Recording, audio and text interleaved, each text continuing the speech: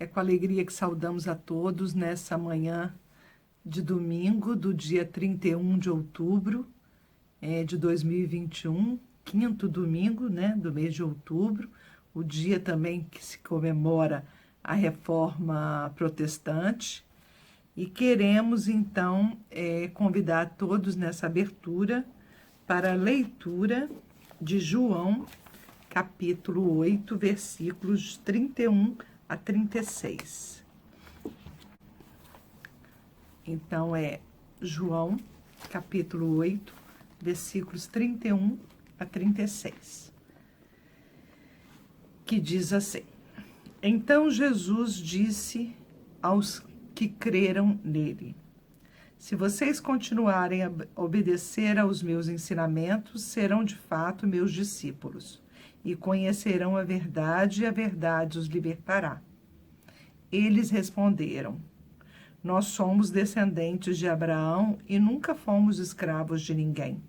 Como é que você diz que ficaremos livres?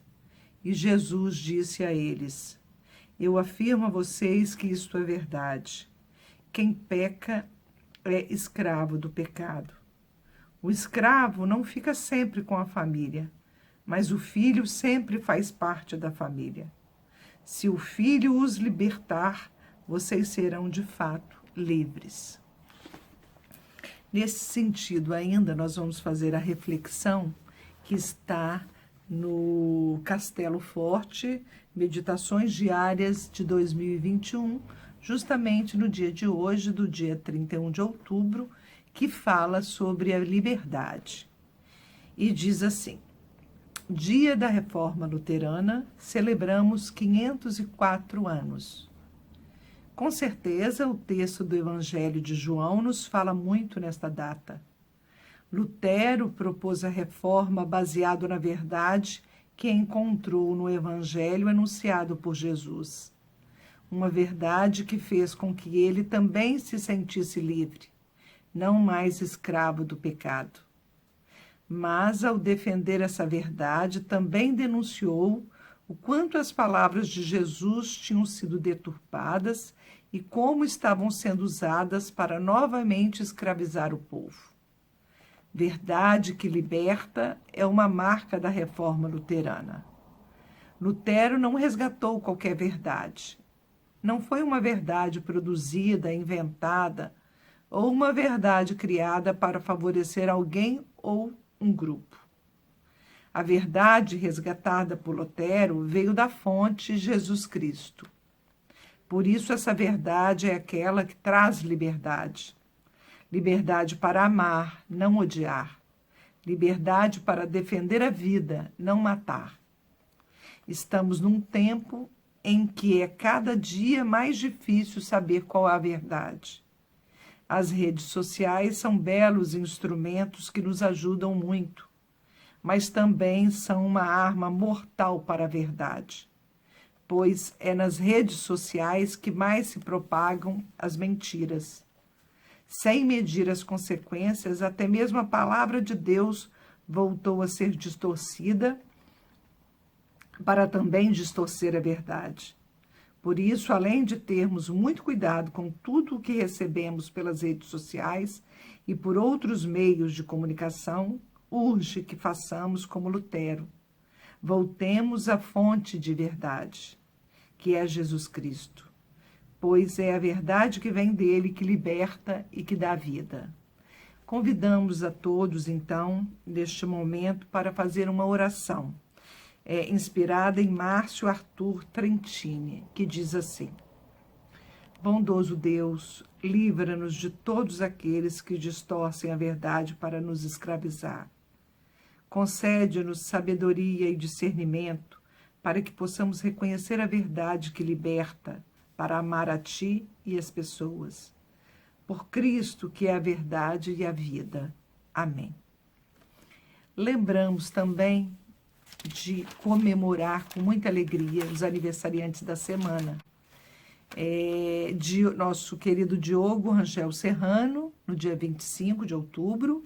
No dia 26, tivemos o aniversário de Carla Barbosa dos Santos Malini, de Neilde Santos Batista e de Sandra Pova Miranda, no dia 28 do Carlos Verne dos Santos e no dia 29 de Antelmo Crowley.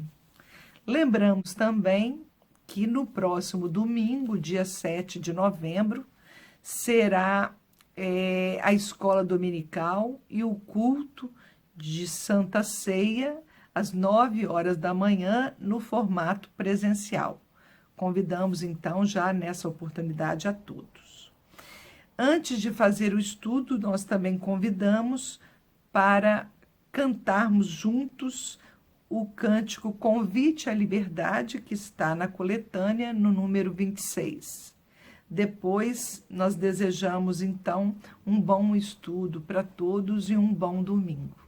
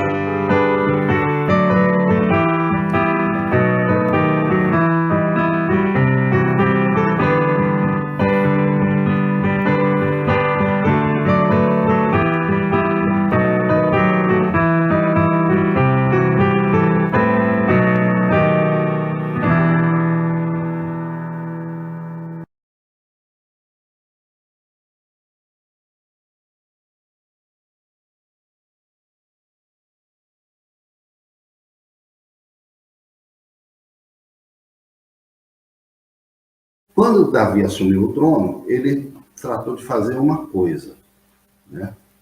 Isso aqui é uma estátua de Davi que existe hoje em Jerusalém, é uma estátua clássica de Davi, né? Como rei e como músico, né? Com a harpa, assim. A estátua de Davi em Jerusalém.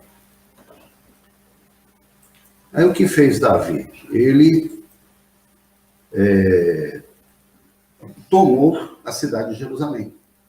A cidade de Jerusalém é uma cidade num lugar alto, ou seja, é uma cidade militarmente mais segura, ela ficava mais central, não é? E ele começou a centralizar o culto.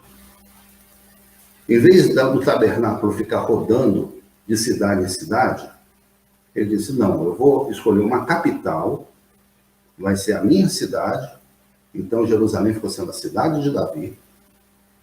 Ele mandou fazer uma casa de cedro, toda de madeira, bacana, assim, para ele morar. Seria o palácio dele. E trouxe para Jerusalém, então, depois que ele tomou a cidade, ele trouxe o tabernáculo, a Arca da Aliança. Né? Então ele virou o primeiro rei de verdade, assim, né? De Israel, foi realmente o Davi. Daí ele sentado no trono, lá atrás a harpa dele, né? E se tornou uma personalidade poderosa e tudo, né? Durante o reinado de Davi, o que aconteceu? O território dos israelitas se expandiu. Então ele conseguiu dominar os edomitas, os moabitas, que ficavam mais aqui no sudeste, os arameus no norte, os amalequitas, todos esses povos aí. Então, se antes o território dos israelitas era a faixa cor-de-rosa, passou a ser essa faixa verde todinha aí. Tudo isso passou a pertencer ou a pagar impostos para Israel. Teve uma grande expansão, né, o Império de Davi. Entendeu? Só 2 pedaços aí, amarelinhos, que ficaram de fora. A Filístia, que é dos filisteus, né, ainda ficou lá, Gaza e aquelas cidades ali, do litoral, né? E ao norte, os fenícios, que os fenícios também eram um povo forte, um povo rico, que fazia... Mas com os fenícios, Davi tinha uma relação muito boa, porque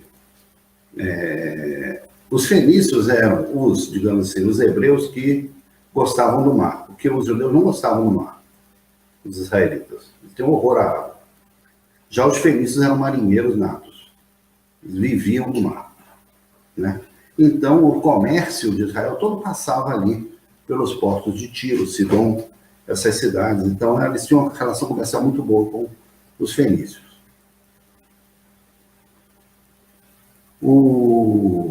Inclusive, a madeira para fazer a casa de Davi foi fornecida pelo rei de Tiro, pelos fenícios. Entendeu? Era material importado. Eles falavam todos a mesma língua? Todo mundo falava mais ou menos. Né? Quando era diferente, era assim, igual português e espanhol. Todo mundo se entendia, né? Na garantia, sejou. Davi, então, se tornou aquele cara poderoso, né? Sim, muito popular no meio das mulheres, né? Muito desejado, sim, né? Então, o Michelangelo interpretou bem essa figura, né, poderosa de Davi com essa escultura que está lá em Roma. Fica num palácio lá, fica no meio de um salão, essa escultura aí. Só para vocês terem ideia do tamanho da escultura, olha a manutenção dela, como é que é. Tem ideia tem que ser com André mesmo. Peitoral fibrado. Tá vendo? Esse era o... Banquinho, né? Saradão. Esse era o rei Davi. Tá vendo, pai? Tá vendo? Era um Getúlio Vargas, né? Não tinha barba, não? Imaginei com barba, né? Aí, o que aconteceu? Durante uma campanha militar, na qual ele não foi, que ele ficou no palácio, né? O que o Davi ficou fazendo? Não ficou fazendo nada, ficou olhando passeando pelo terraço, não sei o quê. E ele tinha uma vizinha que morava numa casa com piscina. E a vizinha dele foi tomar banho na piscina. Ele ficou olhando a vizinha dele. Sim. Né? Não se usava maiô nem biquíni. Né? Passarinho. Né? Passarinho. Então ele ficou vendo a vizinha e tal. Meu gato. E ficou assim, querendo saber quem era essa vizinha. Queria conhecer ela de qualquer jeito. Né? O problema é que essa vizinha dele, chamada Batseba, ela era casada. O marido dela era soldado, ele estava a serviço no campo de batalha, sob as ordens dele. Né? Mas ele chamou ela em palácio e acabou, né, rolando lá um contato entre os dois. E nisso ela acabou engravidando. Justamente quando o marido estava em campanha. Ele pediu para o general dele dar uma licença para o marido dela, para ele voltar, para passar pelo menos uma noite em casa, para qualquer coisa, né? Para todos os efeitos, era dele. O marido dela, chamado Urias, ele se recusou a ter contato com a esposa, ele disse: eu não posso me desfrutar da folga aqui enquanto meus companheiros estão lá no campo de batalha. Ele é um cara extremamente íntegro, consciencioso e tal. Então não aconteceu nada, né? Então o que o Davi fez? Combinou com o general dele de provocar um lamentável acidente no campo de batalha, né? E o Urias, então, foi escalado para ficar na linha de frente lá num pelotão suicida e tal, e morreu como herói de guerra, teve um sepultamento muito, né? Tal, ganhou medalhas, tal, não sei o quê, né? Pois é. Mas tudo isso é armação de Davi com o general Joabe, que era o ministro dele, né, comandante. Entendeu? Isso, como sempre acontece, acabou vazando. Acabou sendo revelado e foi um grande escândalo nacional. O profeta Natan foi em palácio e repreendeu Davi pelo que tinha acontecido e disse: olha, isso aí, daqui para frente você vai ter um monte de problemas. Saiu na Folha de São Paulo. É. E, de fato, ele começou a ter problemas dentro de casa.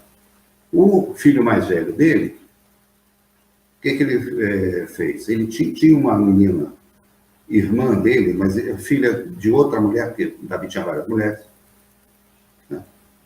Então, ele tinha uma menina chamada Tamar, que era irmã dele, mas de outra mãe, né? Esse rapaz, ele se fingiu de doente, ele estava com né, dor nas costas, dor de falta de ar, não sei o quê, né? E pediu para essa irmã, era muito amiga dele, pediu para essa irmã dele trazer um caldinho lá para ele, alguma coisa, e tudo, né? Ela foi lá levar o caldinho para ele, pegou, agarrou ela e, né, forçou uma relação com ela. Outro problema na família. O irmão dela, chamado Absalão, que não era irmão dele, não era irmão dela, acabou vingando a morte da irmã, o estupro da irmã, matando o irmão mais velho. Amor. Amnon, o Absalão matou esse rapaz durante um churrasco. Ele deu um churrasco para todos os irmãos, chamou todo mundo para o churrasco. Quando estava todo mundo mais ou menos bêbado, assim, cheio de vinho, ele pegou e mandou matar o irmão mais velho. E aí a coisa dentro da família começou a ficar assim. Mas o povo deu razão para o Absalão. O pessoal tinha simpatia pelo Absalão. E achou que ele tinha feito a coisa certa, no fim das contas, né? Tinha vingado a honra da irmã e tal. E o Absalão começou a crescer em popularidade. Ele até fugiu, ficou um tempo fora, ficou sem falar com o pai e tal. Mas quando ele voltou, ele começou a querer tomar o lugar do pai, né? Ele sentiu o gosto, assim, de usar a coroa do pai. O pai já estava mais velho, o pessoal já estava, assim, meio escandalizado com o pai dele, né? Não estava tão popular e tal, e ele era novo, era um rapaz, né, bonito, isso aqui. Então, resultado, ele deu um golpe, juntou lá, se aliou a setores do exército, sacerdotes, lideranças políticas lá, e deu um golpe que Davi teve que fugir de Jerusalém. Teve que sumir, né? Mas, no vai e vem das coisas que aconteceu, o exército de Davi acabou vencendo o exército de Absalão, os golpistas. Entendeu? E, enquanto isso, o Absalão saiu em fuga, né? Quando ele estava fugindo, o cabelo dele prendeu numa árvore. O cavalo foi embora e ele ficou. Aí veio o soldado lá e enfiou a lança nele e acabou matando, então, o rebelde, né? Davi ficou assim arrasado, não comia, não bebia, não fazia nada, ficou todo de luto e tal, né? Tomou um sermão do general dele, do Joabe. Joabe falou para ele: escuta, você está faltando com respeito a todo mundo que ficou seu aliado aqui, que correu risco de vida para te defender, agora você está aí chorando pelos campos da casa por causa desse rapaz que queria a sua cabeça também, né? Então, vê se você aparece na televisão com a cara melhor, porque não tem razão você ficar desse jeito, né? A partir daí, o Davi, então, envelheceu, né? E ficou essa coisa, dizer, qual o filho que ia sucedê-lo, né? O filho da Batseba estava crescendo, né? E a Batseba começou a mexer os pauzinhos dentro do palácio para que o filho dela, então, fosse o sucessor de Davi. E ela acabou conseguindo. O filho dela chamado Salomão. Entendeu? Então, foi Salomão que, apesar de ser um dos mais novos filhos de Davi, foi quem acabou assumindo. Não tinha esse lance de mais velho. Não, pela lógica era, mas o mais velho aprontou aquele negócio. O segundo mais velho matou o mais velho. E depois fez uma rebelião. Morreu também. Então, nessa bagunça toda, sobrou para o Salomão ser escolhido como sucessor de Davi. Foram 40 anos de reinado. Foi um tempo longo, né? O Davi, ele estabeleceu uma capital, né, em Jerusalém, e ele lançou as bases, então, para que em Jerusalém existisse um templo, né? Não foi ele que construiu o templo. Ele deixou o projeto executivo, o projeto básico, tudo preparadinho, tudo preparado, as plantas e tal, para Salomão executar a obra. Salomão só fez a licitação e, né,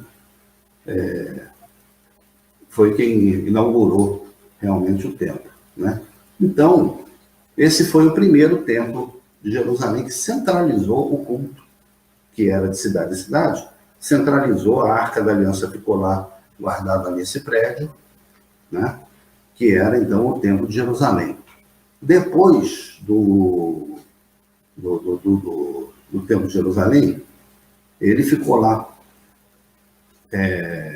vários séculos, né, como sendo o templo. Depois foi feito um segundo templo, aí já 300 anos depois, 600 anos depois quase, né, quando o povo voltou do exílio, fez uma grande reforma, porque o templo tinha sido destruído, eles tiveram que refazê-lo de novo. Então, ficou sendo o segundo templo, né? Já no tempo de Esdras? No tempo de Esdras, de Neemias e tudo, né? Então, o templo foi reconstruído, né? E, depois disso, aqui é uma planta mais ou menos como que era o templo por dentro, tá vendo? As coisas tudo de ouro, né? O altar ficava aqui do lado de fora, onde era feito sacrifício, né, os holocaustos, e aqui entravam os sacerdotes, né? Tinha cortinas, era mais muito detalhado. E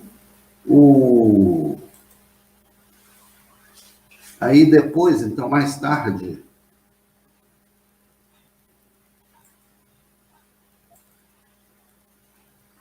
na época de Herodes, aí já no tempo de Jesus, então tinha lá o templo de Herodes. Herodes fez uma ampliação assim, do templo, né?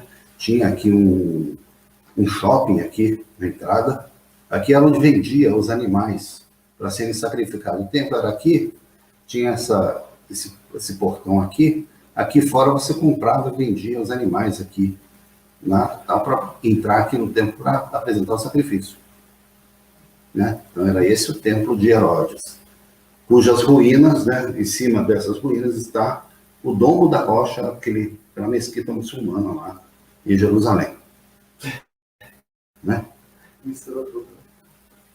E depois fizeram uma réplica do templo, lá no Brás, lá em São Paulo, na Avenida Celso Garcia, o famoso Templo de Salomão. É, E você pode visitar lá em São Paulo, qualquer hora. é uma réplica. Né? É uma réplica, então, bem multiplicada, né? Do Templo de Jerusalém. Certo? Sobre essas coisas a gente vai falar nas próximas aulas. Agradeço a atenção e a participação de todos. Esperamos que tenha sido de... O que me chamou a atenção aqui, nessa parte aqui, quando Davi foi levar os alimentos, né, para os irmãos, aí ele leva. Aí o irmão dele, mais velho, né, que é Eliabe, vai e briga com Davi. Né? Sim. Né? Aí ele, por que você veio para cá? E com quem você deixou aquelas poucas ovelhas no deserto? Sei que você é presunçoso e mau. Aí eu fico, oh, meu Deus, o irmão, né? O outro, coitadinho, né? Passou, deve ter sido dias, né? Para chegar com aquele alimento, para entregar para ele, né? Preocupado com ele, o pai, né? Quer notícias dos filhos. E ele ainda com raiva, né? Será que é porque ele não foi escolhido para ser o rei? Muito provavelmente, né? Muito Houve uma provavelmente. dissensão, né, no meio dos irmãos, porque eles não foram escolhidos. Com José do Egito aconteceu a mesma coisa. Né, os irmãos.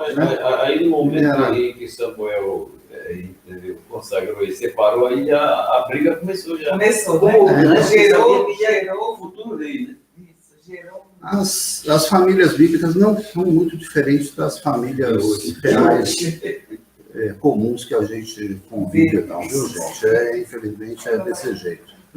Ok? Então, Viu, Galo? agradeço a participação de todos e até a próxima aula.